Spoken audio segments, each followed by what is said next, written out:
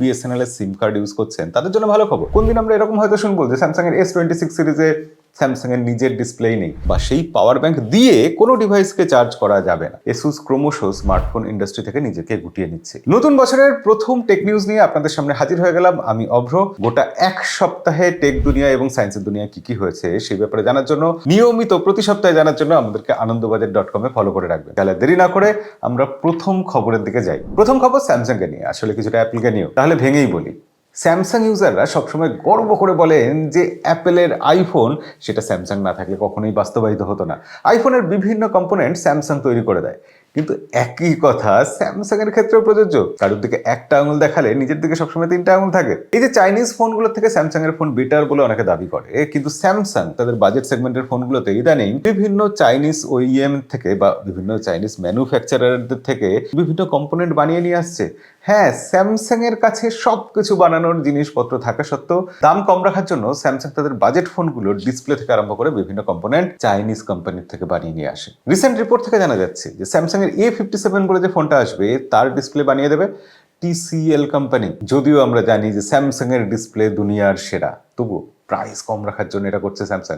কোন দিন আমরা এরকম হয়তো শুনবো যে স্যামসাং এর S26 সিরিজে স্যামসাং এর নিজের ডিসপ্লে নেই, ডিসপ্লে বানিয়ে দিয়েছে BOE-র মতো কোনো চাইনিজ ম্যানুফ্যাকচারার। মোদ্দা কথাটা হলো স্যামসাং তাদের ফোনের দাম কমাচ্ছে এবং রিস্ক বাড়িয়ে দিচ্ছে।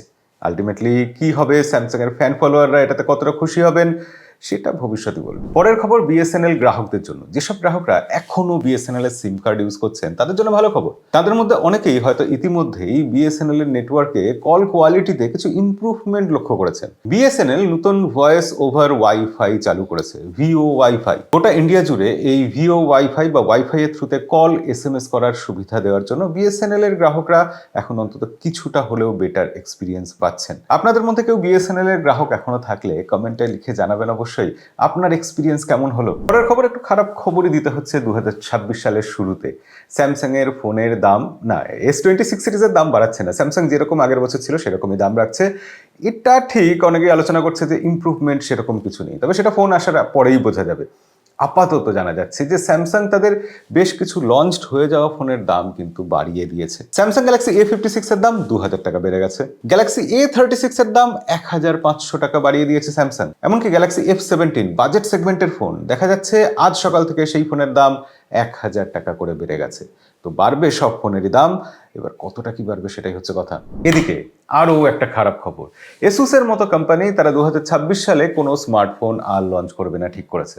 এসুস গেমিং ফোন বানাতো, তাদের ROG ফোন ওয়ার্ল্ডে একটা পপুলার ছিল, মানে গেমিং ফোনের ইন্ডাস্ট্রিতে তার পপুলারিটি নিঃসন্দেহে বেশ ভালো ছিল।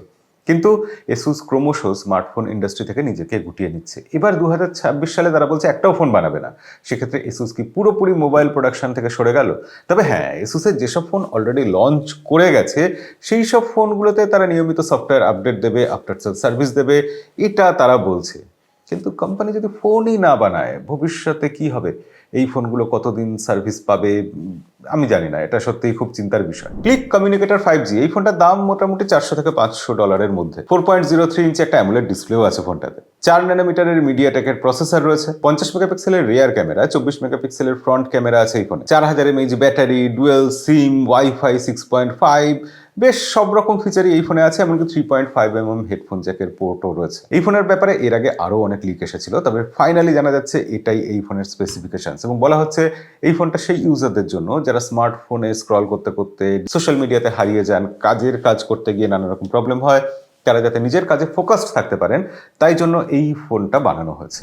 এবার একটা অদ্ভুত খবর না মজার খবর আমি ঠিক জানি না, DGCA মানে ফ্লাইট রেগুলেশনের ক্ষেত্রে যারা নিয়ম বানায় আর কি, সেই সংস্থা তারা নতুন নিয়ম করেছে যে যেহেতু লিথিয়াম আয়ন ব্যাটারি রয়েছে একটা পাওয়ার ব্যাংকের মধ্যে, তাই আমরা ফ্লাইটের মধ্যে এই পাওয়ার ব্যাংক নিয়ে না উঠতে পারবো, ফ্লাইটে উঠতে কোনো সমস্যা নেই, কিন্তু ফ্লাইটে ওঠার পর সেই পাওয়ার ব্যাংকটাকে কোনোভাবে চার্জ করা যাবে না বা সেই পাওয়ার ব্যাংক দিয়ে কোনো ডিভাইসকে চার্জ করা যাবে না। এটা DGCA এর নতুন রুল, কারণ এটা নাকি ডেঞ্জারাস। আই ডোন্ট নো, আপনার কি মনে হয় যদি সত্যি এতটা ডেঞ্জারাস হতো পাওয়ার ব্যাংক নিয়ে প্লেনে উঠতে দেওয়া উচিত নাকি সেটাকেও ব্যান করে দেওয়া উচিত? কমেন্টে লিখে জানাবেন অবশ্যই। ইউটিউবের একটা ভয়ঙ্কর রিপোর্ট এসেছে, দেখা যাচ্ছে আমরা যত শর্টস দেখি তার 21% AI জেনারেটেড।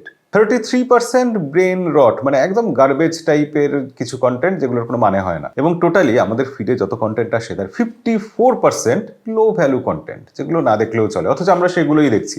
কি অদ্ভুত ব্যাপার না? এআই জেনারেটেড কন্টেন্ট তৈরি হচ্ছে এবং সেগুলো নিয়ে নাকি বিভিন্ন লোক টাকাও ইনকাম করছে, এবং সেই টাকা নাকি অবিশ্বাস্য রকম বেশি। এবং সেখানে যুক্তি দেওয়া হচ্ছে এই টাকা যে ইনকাম হচ্ছে সেটা নাকি বিদেশি ভিউয়ার, মানে ডলারে ভিউ আসছে, ভিউয়ের টাকা আসছে, ইউরোপ আমেরিকার লোকেরা দেখছে, সাউথ আফ্রিকার লোকেরা দেখছে, তাই জন্য বেশি ইনকাম হচ্ছে, এরকম একটা কথা হচ্ছে।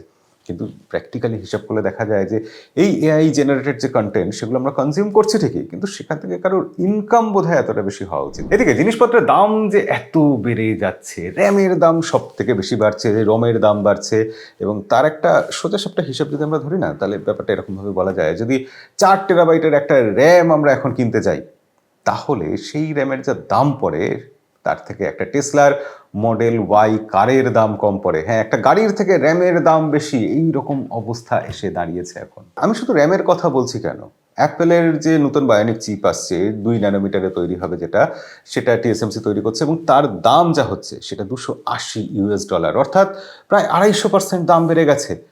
মানে ভাবা যায় জিনিসটা কিভাবে কোথায় গিয়ে পৌঁছাবে, কোথায় গিয়ে থামবে। ইতিমধ্যেই এএমডি এবং এনভিডিয়া মিলে ঠিক করেছে তাদের গ্রাফিক্স কার্ডের দাম 150% বাড়িয়ে দেবে। ইয়েস, 150% বেড়ে যাবে গ্রাফিক্স কার্ডের দাম। 2026 সাল খুব খারাপ হতে চলেছে স্মার্টফোন ইন্ডাস্ট্রির জন্য তো বটেই, আমার মনে হয় যে কোনো কনজিউমার ইলেকট্রনিক্সের জন্য। তবে হ্যাঁ, সবকিছু খারাপ খবর নয়, ভালো খবরও কিছু কিছু আছে। যেরকম নিউরালিঙ্ক এতদিন যে ব্রেনে বসানোর চিপ নিয়ে গবেষণা করছিল, সেগুলো তো ল্যাবরেটরিতেই গবেষণা হচ্ছিল। আমরা আশা করেছিলাম, ভাবছিলাম যে কোনো একদিন আসবে সেই দিন আমাদের মাথাতে ওরকম চিপ বসানো হবে, কারণ এটা আশঙ্কাও ছিল। কিন্তু আলটিমেটলি জানা যাচ্ছে যে নিউরালিঙ্ক তারা কমার্শিয়ালি এই চিপ তৈরি করতে চলেছে, অর্থাৎ এখন যে কেউ কিনে, এই বা কিছু রুলস রেগুলেশন অবভিয়াসলি থাকতে পারে, কোনো মানুষের চিকিৎসার জন্য প্রয়োজন থাকলে, তার কোনো অঙ্গ হয়তো কমজোরি হয়ে গেছে, সেটাকে ঠিক করার জন্য এই চিপ তার ব্রেনে বসানো হবে, এরকম চিকিৎসা বিজ্ঞানে কাজে লাগবে। তবে হ্যাঁ, যখনই এরকম ভালো কাজে লাগবে তখনই জানবেন যে কিছু খারাপ কাজেও এটা ব্যবহার হবে। কোনো মানুষ হয়তো নিজেকে একটু সুপারম্যান টাইপ বানিয়ে নিল, সাইবর্গ টাইপ বানিয়ে নিল এইসব চিপ ইউজ করে, যেরকম আমরা সাই-ফাই মুভিতে দেখি আর কি। সেই দিনও কিন্তু বেশি দূরে নেই। এদিকে ফোনের খবর যদি বলতে হয়, তাহলে বলতে হয় যে OnePlus 165 Hz 185 Hz ডিসপ্লে অবধি তো নিয়ে এসছে। রিফ্রেশ রেট বাড়তে বাড়তে কোথায় গিয়ে থামবে? আমরা যখন এই বিষয়ে ভিডিও বানিয়েছিলাম বলেছিলাম যে 185 Hz রিফ্রেশ রেট দেখে মনে হচ্ছে যে এখন রিফ্রেশ রেটের দৌড় শুরু হয়ে গেল, যেরকম আমরা একসময় ক্যামেরার মেগাপিক্সেলের দৌড় দেখেছিলাম। তো রিফ্রেশ রেটের দৌড়ে জানা যাচ্ছে যে OnePlus একটা ফোন খুব শিগগিরই আনতে পারে, যে ফোনটাতে 200 হার্টজের রিফ্রেশ রেট থাকবে ডিসপ্লেতে।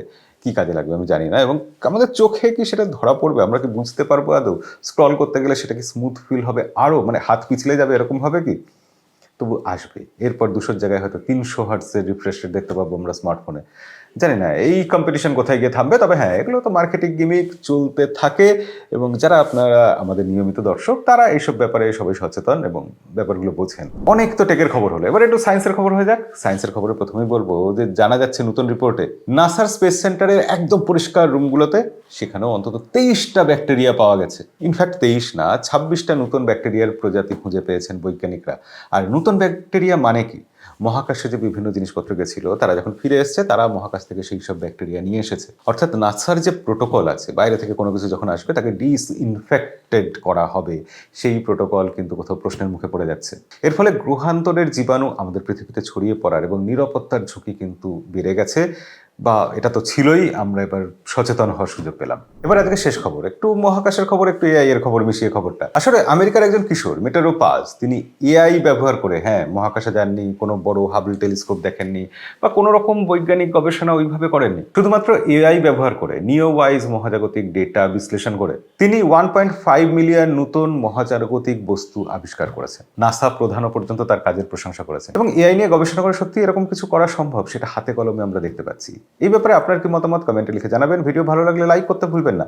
কি ধরনের টেক নিউজ বা সায়েন্সের নিউজ আপনারা দেখতে চান সেটাও কমেন্টে লিখে জানাতে পারেন। আজকের ভিডিও এই অবধি, দেখা হবে পরের ভিডিওতে। আজকের মতো বিদায়।